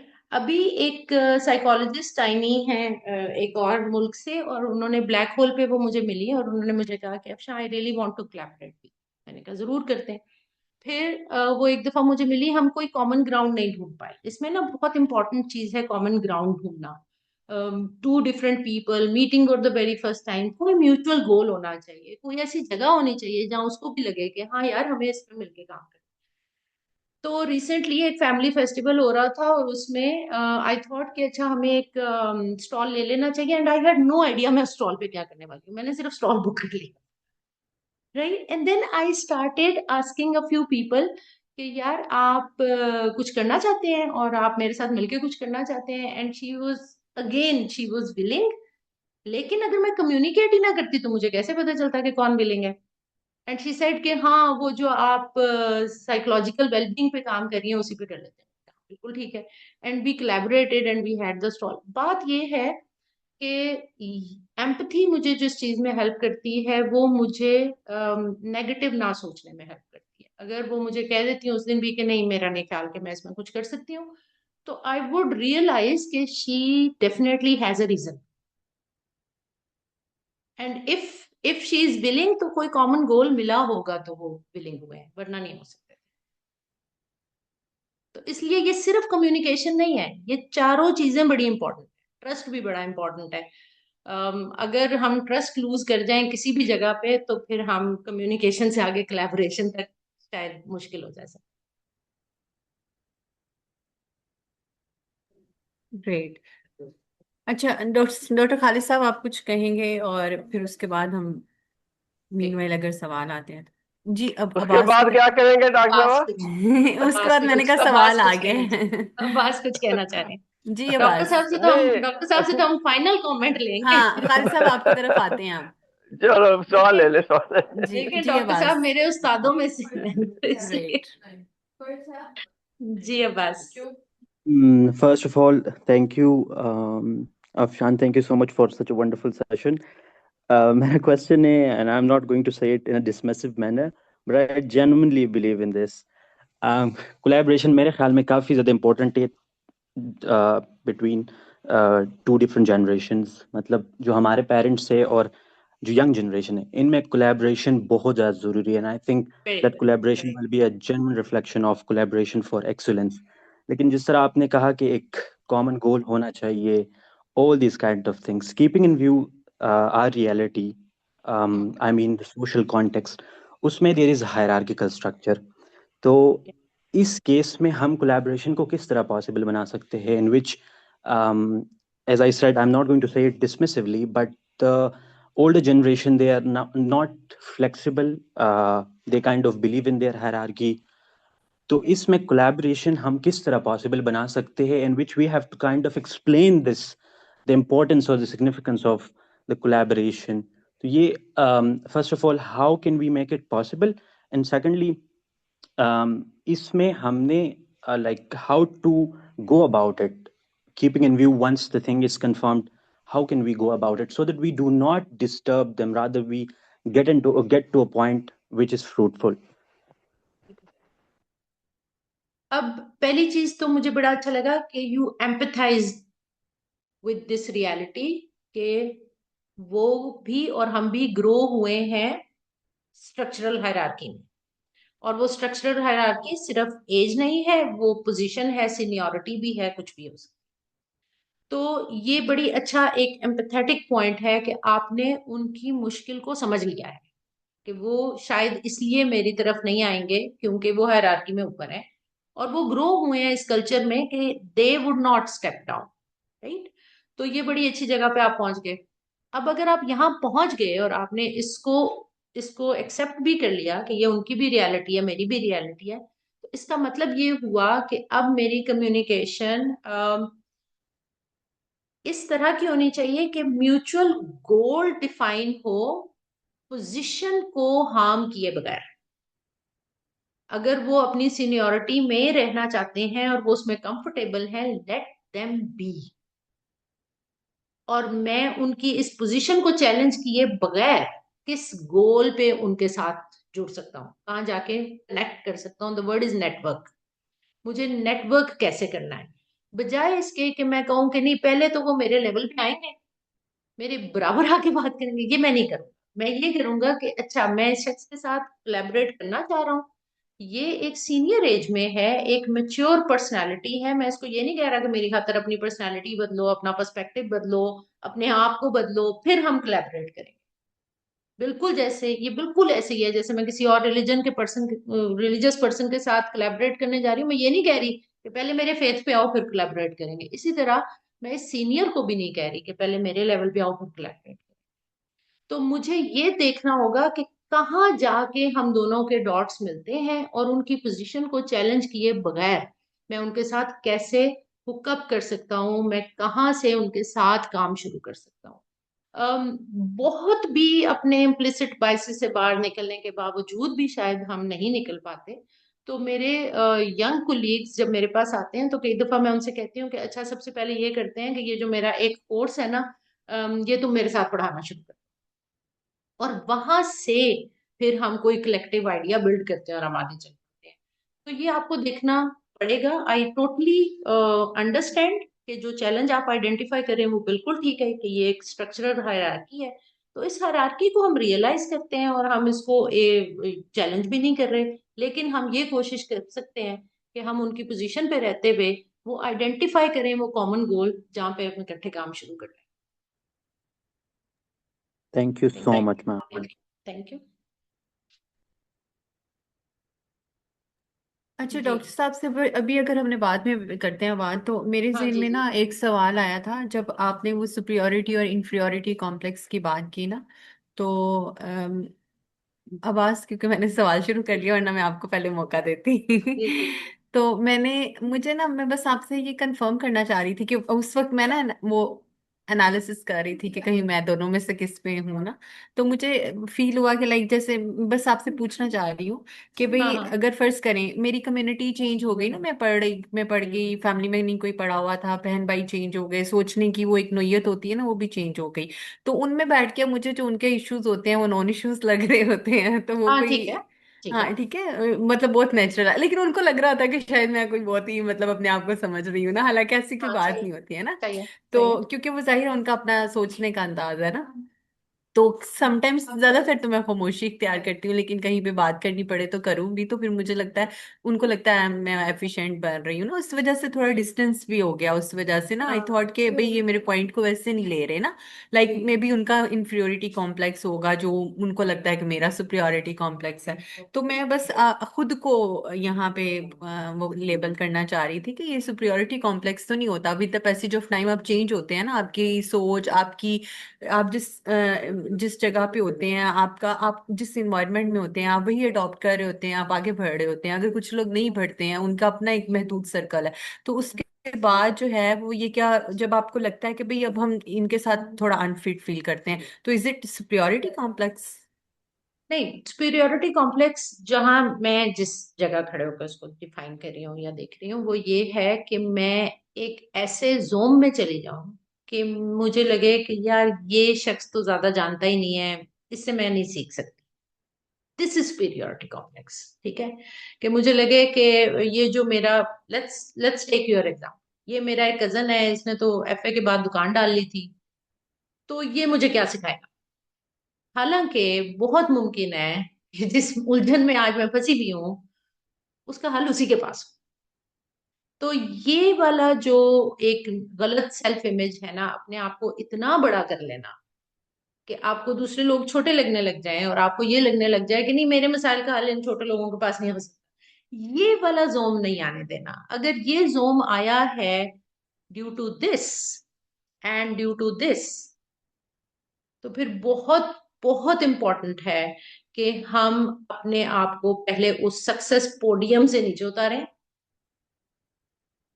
और लोगों के लेवल पे आ जाएं और अपने आप को बताएं कि this was only one incident in life that I stood first. और ये बहुत मुमकिन था कि मेरी जिंदगी में ये दिन आया ही ना होता। ये आ गया, ठीक है, मैंने इसको सेलिब्रेट किया, ठीक है, लेकिन इसको मेरी बाकी तमाम जिंदगी में मेरा सेल्फ इमेज नहीं बन जाना चाहिए। बहुत जगहों पे मुझे अपने आप को ये बताना चाहिए कि आई don't know what people know, I don't know how much they हैं। अभी जो डॉक्टर समीना ने बात की थी, इंडिजिनस नॉलेज को इंफीरियर नहीं देखना, क्योंकि मैं तो साइंटिफिक स्टडीज पढ़ आई हूँ और मैंने तो एविडेंस बेस्ड रिसर्च पढ़ ली है। मेरी एविडेंस बेस्ड रिसर्च में भी शायद शायद कहीं वो पुलिया खुला ही ना हो जो उस इंडिजिनस नॉलेज के बंदे ने कोई हैंडीक्राफ्ट बनाते हुए खोल लिया था। और उसने कहा था कि अगर इसको इस लेवल तक बेंड कर लो तो फिर दूसरी लड़ी इसमें परोई जाती है, वरना नहीं परोई जाती। तो इसका मतलब है कि उसके इंडिजिनस नॉलेज में भी कुछ ऐसी गुत्थियां हो सकती हैं जो मैंने बड़ी साइंटिफिक रिसर्च करके भी नहीं समझी। बस ये अपने आप में बताते रहना। ये जो है एक नॉवल है, मैं आपको सजेस्ट करती हूँ अगर आपने नहीं पढ़ा, एजुकेटिंग रीटा। तो रीटा वो है जिसको एक प्रोफेसर ने बड़ा पढ़ाया है और उसकी गाइडेंस में वो पढ़ती रही, and when she goes back to her own community तो उसको लगता है कि ओहो, मैं तो अब यहाँ की भी नहीं रही और मैं वहां की भी नहीं रही। तो ये तो वो वाला डायलेमा है, मैं इसको बिल्कुल भी सुपीरियोरिटी कॉम्प्लेक्स नहीं कहूँगी। I hope I answered somehow. Yes, thank you, yes I got it. जी अब्बास। अब्बास। अच्छा मैम मेरा क्वेश्चन आपसे ये है, पहले तो बहुत अच्छा सेशन था, बहुत कुछ आपने जो है वो गार्डियन नॉट्स जो है वो अननॉट की, बहुत अच्छा सेशन था। अब एक क्वेश्चन पैदा होता है मेरे जहन में कि मैं पब्लिक सेक्टर में काम कर रहा हूँ, वहाँ पे ये जो इम्प्लिसिट आपने बाइसेस की बात की ना, ये बाइसेस जब जन्म ले लेते हैं और एक बंदा जो है वो खुद एक काम कर भी नहीं सकता, लेकिन जो बंदा कर रहा होता है उसको वो करने भी नहीं देता। अच्छा ठीक है, ठीक है। एक इसका जब एक्सप्लिसिट बाइस क्रिएट हो जाता है तो अब क्वेश्चन ये पैदा होता है कि इसको खत्म कैसे किया जाए। अच्छा, अब क्योंकि हमने एक हाइपोथेटिकल एक एग्जांपल लिया। Ma'am please. जी कि जी अब्बास। ये चीज रियलाइज भी करता है और एडमिट भी करता है कि ये पोटेंशियल मेरे पास नहीं है, लेकिन ठीक है, उसके बाद जो बंदा कर रहा होता है उसको वो उसके लिए चैलेंज खड़े करते हैं, ठीक है। तो इसमें फिर कैसे वो किया जाए। अच्छा, डॉक्टर शाहिद सिद्दीकी को मैं बहुत दफा कोट करती हूँ, क्योंकि जो 4 साल उन्होंने हमारे पास एज वाइस चांसलर गुजारे, तो उन्होंने हमारे इस तरह के बहुत सारे प्रॉब्लम सॉल्व करने में हमें बड़ा हेल्प किया। तो एग्जैक्टली मेरे जहन में फौरन एक सिनेरियो आया है कि एक शख्स, और मैं शख्स कहूंगी ताकि जेंडर भी स्पेसिफाई ना हो सके, एक शख्स जो ये कर रहे थे और वो हमें भी काम नहीं करने दे रहे थे, खुद भी काम नहीं कर रहे थे। तो डॉक्टर साहब ने मुझसे एक दिन बैठ के बकायदा उनके बारे में बातचीत की और उन्होंने कहा कि हो क्या रहा है। मैंने कहा जी ये काम उनके नाम लग गया हुआ है, तो इसलिए वो अब अपना नाम भी नहीं हटाना चाहते, राइट। और उस शख्स को ये भी डर लग रहा है कि किसी और ने किया तो बहुत अच्छा कर लेगा। तो वो ये भी नहीं होने दे रहे और ये भी नहीं होने दे रहे। तो उन्होंने कहा कि बिल्कुल ठीक है, इस काम को उन्हीं के नाम पे रहने दो, राइट। आप बाकी की टीम को एक ऐसा काम डिजाइन करके दो। बीइंग डिपार्टमेंट हेड, उन्होंने मेरी ये जिम्मेदारी लगाई कि बाकी की टीम को एक ऐसा काम डिजाइन करके दो कि ये काम उस काम का हिस्सा बन जाए। This was such a neat solution कि मुझे मजा आ गया कि हाँ, बाकी की टीम को लेके बैठो, इस काम को बड़ा करो, ये हिस्सा अभी भी उन्हीं के नाम रहना। अब जब तुम इस काम को बड़ा कर लोगे तो this will be a part of that. अब वो इस टीम का हिस्सा बन जाएंगे और अब आप उनसे कहेंगे कि ये हो गया, ये हो गया, ये हो गया, आप वाला हिस्सा हम आपके साथ मिलके करते हैं, this is in your name, लेकिन ये बाकी का काम हो गया, आपका भी हो जाएगा, तो ये इकट्ठा सबमिट होगा।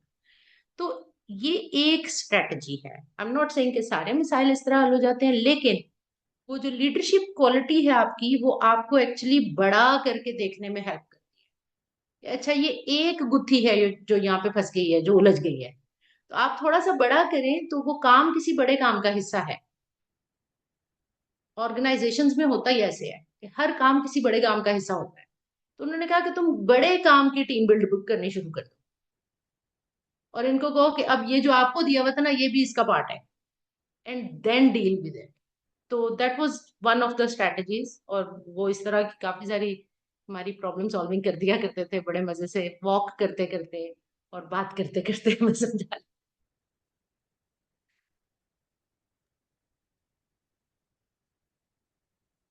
जी, मेरा ख्याल है कि हम जी डॉक्टर खालिद के पास जा सकते हाँ हैं। हाँ, अभी हाँ वैसे जी। अभी तो ऑडियंस में से कोई और सवाल पूछना चाहे अगर तो कोई, हाँ जरूर जरूर। यस।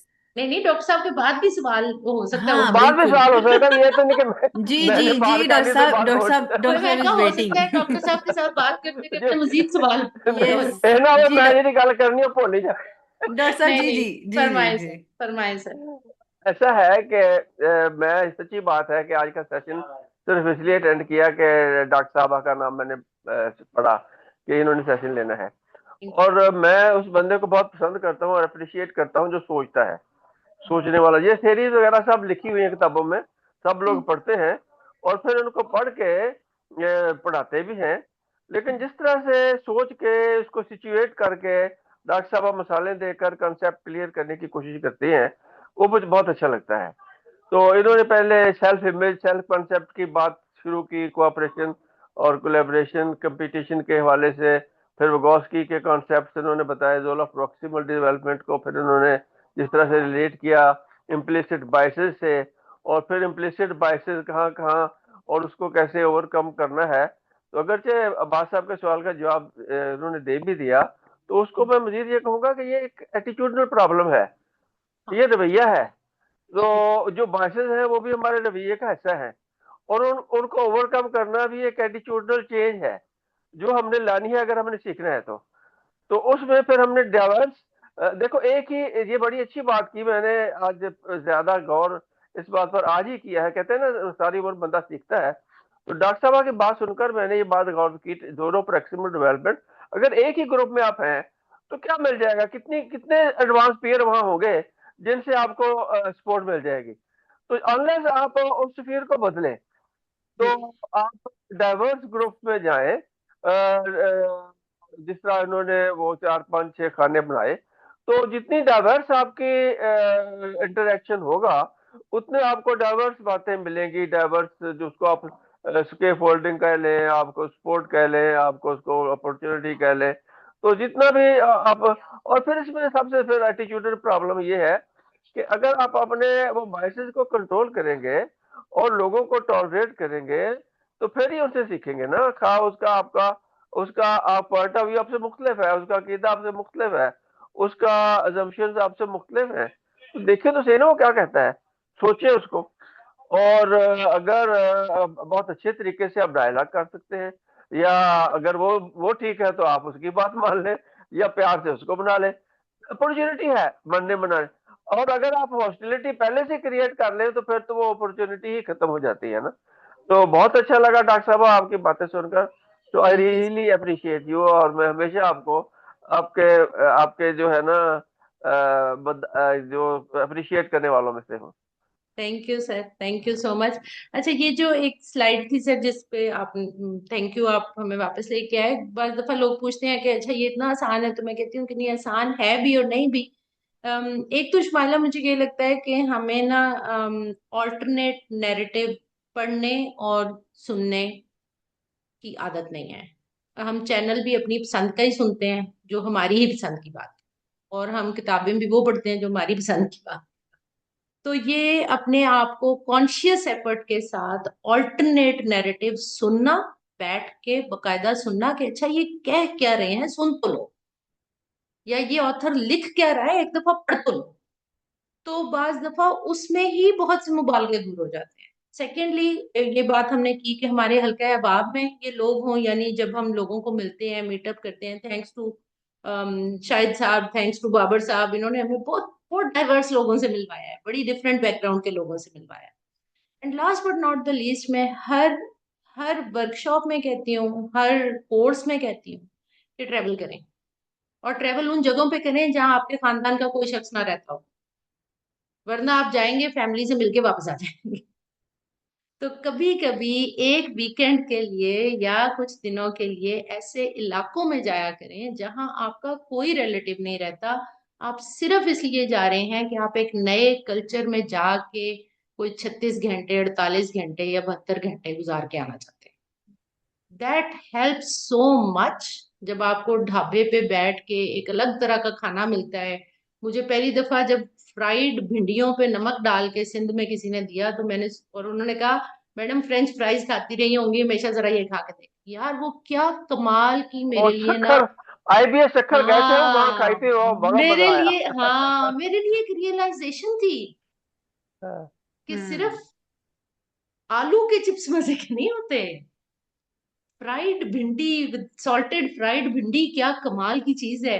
और मैं अपने बचपन में कई दफा भिंडी देख के ही उकता आ जाती थी, मैंने कहा नहीं, दूर रखो मेरे से। तो वो भी एक इम्प्लिसिट बायस है एक तरह का जो अंदर डेवलप हो गया होता है।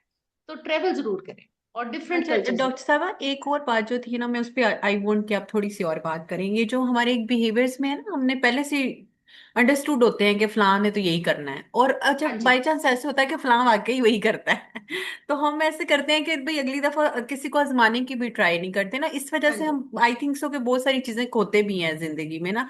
बिकॉज वो बाद में कभी जिंदगी में बात हो तो वो कहते हैं आपने तब मुझे बताते तो ये काम ऐसे भी तो हो सकता था ना। तो आई जस्ट वांट कि इसको हमें चेंज करने की जरूरत है, ये जो हम एक अच्छा, बाइसनेस के। मैं बड़ा ही डिफरेंट एक जवाब इसका देने लगी। जी। एक ना, व्हाट्सएप चैनल बना लो या एक पब्लिक प्रोफाइल बना लो किसी भी सोशल मीडिया पे, और उस पे ना अनाउंसमेंट्स किया करो, जिसमें वो लोग आ जाया करेंगे जिनके बारे में आपने सोचा भी नहीं होगा कि ये मेरी कॉल पे आएंगे। उस दिन आपका वो बायस बिल्कुल बिल्कुल जाके ना बाहर निकलता है कि यार अच्छा, मैं अभी तक इसके इंटरेस्ट की बात ही नहीं कर रही थी, और मैं सोच अपने तक ये रही थी कि ये तो कभी भी मेरी कॉल पे नहीं आता। जब मैंने पब्लिक प्रोफाइल बना दिया ना शुमाइला, और पब्लिक एक वो भी बना लिया, चैनल भी बना लिया, और उसके ऊपर अनाउंसमेंट शुरू की, तो मुझे पता चला कि मेरी मेरी अपनी बात जो मैं उससे हर दफा जाके करने की कोशिश करती थी वो गलत थी। इसका इंटरेस्ट ही किसी और चीज में था। और आज जब मैंने ये एक्टिविटी डिजाइन की है ना, फॉर एग्जांपल आपने देखा होगा पिछले साल जो मैंने एक डे डिजाइन किया था ना, जिसमें हाइकिंग भी थी, वॉक भी थी, और मेडिटेशन भी थी, और मैं मेडिटेशन की कॉल बार बार दे रही थी, कुछ चंद एक लोग आते थे, बाकी नहीं आते थे। तो मैंने सोचा यार वैसे तो ये मुझे कहते रहते हैं कि अच्छा बुलाओ, और अब आते नहीं। जब वो मैंने डाइवर्स एक्टिविटीज डिजाइन की तो कितने सारे उन लोगों में से आ गए जो नहीं आ पा रहे। तो फिर मुझे ये पता चला, again this was a point where I realised कि उसको मैं बुरी नहीं लग रही, और वो मुझसे जुड़ना चाह रहा है, मिलना भी चाह रहा है, लेकिन मैं कोई कॉमन गोल ही नहीं निकाल पा रही, मैं कोई ऐसी जगह ही नहीं निकाल पा रही जहां हम दोनों बाकी मिल सकें। तो वो थोड़ा सा ओपन अप करना है अपने आप को। पब्लिक प्रोफाइल से लोग डरते हैं, मैं कहती हूँ पब्लिक प्रोफाइल जरूर बनाएं एक, और उसके ऊपर तरह तरह की चीजें शेयर करते रहें। आपको पता चलेगा कितने डाइवर्स लोग आपसे जुड़ना शुरू हो जाएंगे, और वो भी जुड़ना शुरू हो जाएंगे जो पहले नहीं जुड़ रहे थे। Having said that, give people freedom of choice. जो आपसे नहीं जुड़ना चाहता उसको पूरा हक हासिल है कि वो अभी भी इनकारी रहे, और वो कहे कि नहीं मैंने आपके साथ काम नहीं करना, फेयर इनफ। मैं उसके लेट काम देम। की उसकी उतनी उतनी रिस्पेक्ट करूंगी जितनी जितनी मैं अपने साथ करूंगी। ग्रेट। थैंक यू ये डॉक्टर ये साहब। फ्रीडम ऑफ ये फ्रीडम ऑफ चॉइस लोगों को देना है। यस, फ्रीडम ऑफ मैंने कह चॉइस दिया होना मेरे साथ चाहिए। कोलैबोरेट करो, तो इसका ये मतलब नहीं है कि हम करना ही करना है। जी जी। ये फ्रीडम है उसके पास कि वो करे या ना। बिल्कुल बिल्कुल। डॉक्टर साहब बहुत शुक्रिया, बहुत ही मजा आया और बहुत ही इंटरेस्टिंग था। ऑल तो डॉक्टर थैंक खालिद साहब वाली बात को मैं सेकंड करूंगी कि हम ये चीजें देखते रहते हैं लेकिन इस तरीके से नहीं देखी कभी भी, जिस तरह से आपने, हमने, मैंने तो बकायदा ये आपका जो ग्रे एरिया ना, कभी खुद को इधर रख के इधर किया और कभी खुद को इधर रख के इधर करने की कोशिश किया, तो बहुत ही इंटरेस्टिंग था। You. Thank you. Neeraj, Neeraj आप नीरज। कुछ कहना चाहते हैं? जी Neeraj. Yes ma'am, thank you for the great session. Thank you. आपकी बातें सुन के ना मुझे अपने दो ट्रैप्स याद आ गए कोलैबोरेशन में। तो hmm. I try to do things differently, but मैं उन ट्रैप्स में बार बार फंस जाता हूँ। First one okay. इज कि जब मैं अपनी क्लाइंट के साथ कोई बात करता हूँ या कोई प्रोजेक्ट आता है, कोई टास्क आता है, तो समटाइम्स मुझे जो इंस्ट्रक्शंस आते हैं, मैं उन इंस्ट्रक्शंस पे चलते हुए अपनी ऑब्जर्वेशंस को ऑफ कर देता हूँ, क्योंकि वो वहाँ पे अथॉरिटी का ओके। वो ट्रिगर आ जाता है, तो जिसकी वजह से मैं अपने ऑब्जर्वेशंस को ऑफ करके अक्सर अंडर परफॉर्म कर लेता हूँ ओवर प्रॉमिस करके। ओके। हाँ हाँ हाँ, ठीक है जी। ठीक है। और सेकंड चीज़ ये कि ओवर एम्पैथी एम्पैथी कि मतलब अगर मुझे पता है कि मेरे मेरे क्लाइंट का शेड्यूल क्या है हम्म। और वो बिजी है, तो हम्म। मैं कोशिश करता हूँ कि मैं लेस ईमेल्स और कम्युनिकेशन करूँ ताकि वो डिस्ट्रैक्ट ना हम्म। हो, जिसकी वजह से मतलब कम कम्युनिकेशन की वजह से वहाँ पे गैप आ जाता है। कंफ्यूजन क्रिएट हो जाती है। हाँ या हाँ, ठीक ठीक ठीक। तो तो आप आइडेंटिफाई आइडेंटिफाई तो आपने बड़ी सही सही कर ली है। तो मैं जी मैं हंसा करती हूँ, मैं कहती हूँ कि मरीज जब अपनी बीमारी को आइडेंटिफाई ठीक कर ले तो आधा इलाज उसके पास मौजूद होता है, ठीक है। जी। तो ये दोनों चीजें जो आपने आइडेंटिफाई कर ली, पहला आपका मुझे दोबारा याद कराइएगा। पहला ये था कि अथॉरिटी अथॉरिटी के अथॉरिटी, बेस पे हाँ ऑब्जर्वेशन उनकी कर तरफ से लेते हैं। इंस्ट्रक्शन आनी शुरू हो गई तो आपने अपनी ऑब्जर्वेशन ऑफ। अच्छा, हम्म। अब इसमें डिपेंड्स कि आप जिसको आप अथॉरिटी कह रहे हैं उसमें और आप में डिस्टेंस कितना मेंटेन हुआ है। पाकिस्तान में क्योंकि कम्युनिकेशन फ्लो डाउनवर्ड होता है मोस्टली, तो उसमें इम्पॉर्टेंट बात ये होती है, मैं बिल्कुल एक हाइपोथेटिकल एग्जांपल आपको दे रही हूँ कि मुझे कहा गया कि जी ये डॉक्यूमेंट है, इसको आप रिव्यू करें और इसके ऊपर एक दो तीन चीजें सिर्फ की गई कि इनको देखें और इसके ऊपर रिव्यू करें। अब क्योंकि वो तीन चीजें कही गई थी तो पहले मुझे डर लगा कि यार मैंने अगर चौथी पांचवी पे कुछ कह दिया तो पता नहीं क्या होगा। तो मैंने उस डॉक्यूमेंट में जो कमेंट्री की वो मैंने एग्जैक्टली सिर्फ उन्हीं तीन चीजों के ऊपर की जो मुझे कही गई। ठीक है? और मैंने वो अटैच करके एक ईमेल के साथ भेज दिया। और बाकी मैंने अपने पास नोट्स लिख रखे थे कि जो जिन चीजों पर मुझे कमेंट्री करने को नहीं कहा गया तो मैंने एक सेपरेट ईमेल किया। और मैंने सेपरेट ईमेल में कहा कि मैंने वो डॉक्यूमेंट एक अलग फाइल में आपको भेज दिया है, लेकिन मेरी हम्बल सबमिशन ये है कि एक दो तीन को भी देख लें, इनको भी देख लें, क्योंकि इसमें भी मुझे लगता है कि यहाँ यहाँ हमें चेंज करनी पड़ेगी। तो जो कोई इसको देख रहा है वो देख ले। तो कहने का मकसद ये था कि अथॉरिटी आपको सर्टेन टास्क असाइन कर रही होती है या सर्टेन लिमिट ड्रॉ कर रही होती है आपके काम की। आप अगर अपने आप को देखते हैं कि यार मैं इस लिमिट के बियॉन्ड भी कुछ चीजें मुझे नजर आ रही हैं और मैं इसमें हेल्प कर सकता हूँ, तो उसको वो डॉक्यूमेंट एग्जैक्टली उसकी इंस्ट्रक्शंस के मुताबिक भेजने का मतलब ये था कि I accept your authority and I accept कि आपने मुझे जो काम दिया मुझे वही करना था। सेपरेट ईमेल करने का मकसद ये था कि बगैर किसी तीसरे को इन्वॉल्व किए, this is only between you and me, कि मैं ये भी आइडेंटिफाई कर रहा हूँ। Again this is a kind of communication which you separate. Formal को फॉर्मल ही रख के फॉर्मल ही जवाब देते, लेकिन आपकी अपनी इंटेलेक्ट अगर आपको कोई और दो बातें बता रही है तो उसको ऑफ नहीं करने की जरूरत, उसको रिपोर्ट किसी और कम्युनिकेशन में करो, उसमें ना करो। तो फिर अथॉरिटी को बुरा भी नहीं लगता और वो उसको एक सीरियस नोट के तौर पे देख भी लेंगे। ये तो एक बात थी। और दूसरा ये जो आपने कहा ये बिल्कुल होता है और होता रहा है कि आप अपने क्लाइंट को ज्यादा परेशान नहीं करना चाहते, आप ये भी नहीं चाहते कि उसको लगे कि यार ये क्या क्रेजी आदमी है, यार थोड़ी देर के बाद कुछ पूछता है और ये कर रहा है। आई वुड अगेन से कि मेक योर ऑफलाइन नोट्स ताकि मिस नहीं हो। वो जो आपने कहा ना कंफ्यूजन आ जाती है क्योंकि मैंने उसको बार बार नहीं पूछा।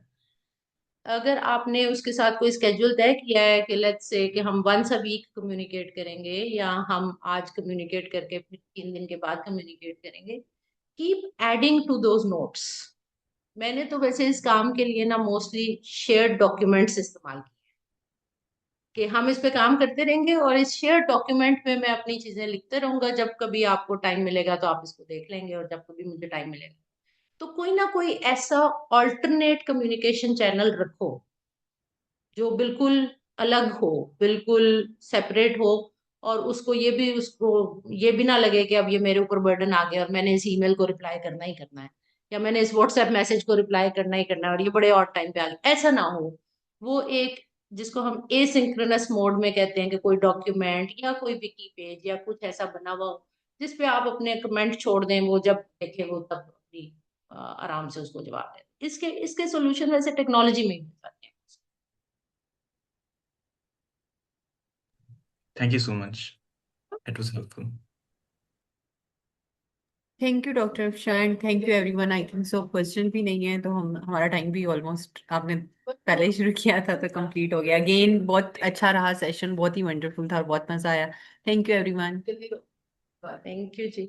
और ये मैं जरूर अपना कांटेक्ट डिटेल दे दिया करती हूँ if any wants। तो अगर कोई भी बाद में कोई चीज पूछना चाहे या शेयर करना चाहे या कोलैबोरेट करना चाहे तो email is there and my number is there. Thank you. Thank you everyone and thank you again. Okay, अल्लाह हाफिज। Thank you. अल्लाह हाफिज। हाफिज।